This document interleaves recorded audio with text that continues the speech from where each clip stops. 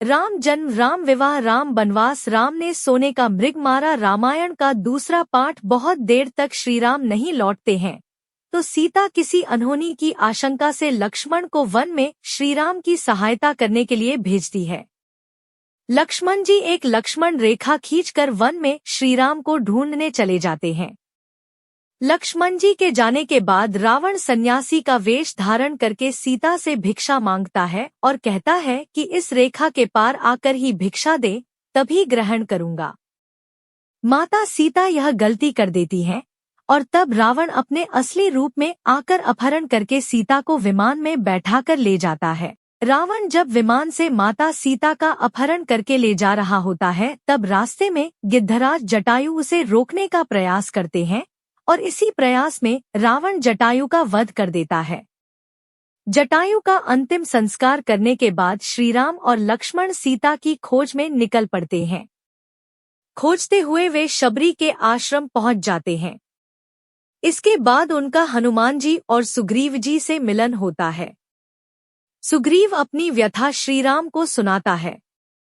सुग्रीव की व्यथा सुनकर राम जी बाली वध के लिए तैयार हो जाते हैं और सुग्रीव और बाली के युद्ध के दौरान राम जी बाली का वध करके सुग्रीव को किष्किंधा का राजा बना देते हैं। सीता की खोज में जामवंत के कहने पर हनुमान जी को अपनी शक्तियों का आभास होता है और वे समुद्र लांघकर अशोक वाटिका पहुंच जाते हैं। वहां उनकी विभीषण से भेंट होती है। इसके बाद वे माता सीता को श्रीराम की अंगूठी देकर श्रीराम के बारे में बताते हैं। इसके बाद हनुमान जी को मेघनाद बंधक बनाकर रावण के समक्ष खड़ा करता है तो वे रावण को श्रीराम के समक्ष समर्पण करने या युद्ध के लिए तैयार रहने के लिए कहते हैं। यह सुनकर रावण उनकी पूंछ में आग लगवा देता है।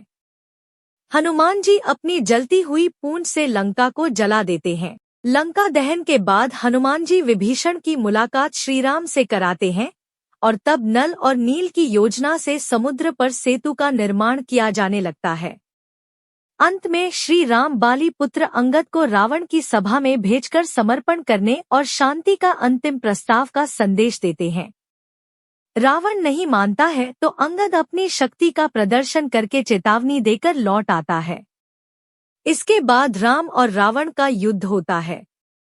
तीसरे दिन के युद्ध में श्रीराम का कुंभकर्ण से युद्ध होता है और तब कुंभकर्ण मारा जाता है।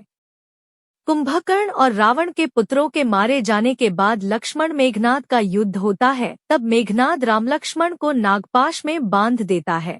फिर गरुड़ जी की सहायता से राम लक्ष्मण को नागपाश से मुक्त कराया जाता है। इसके बाद मेघनाद के प्रहार से लक्ष्मण जी मूर्छित हो जाते हैं।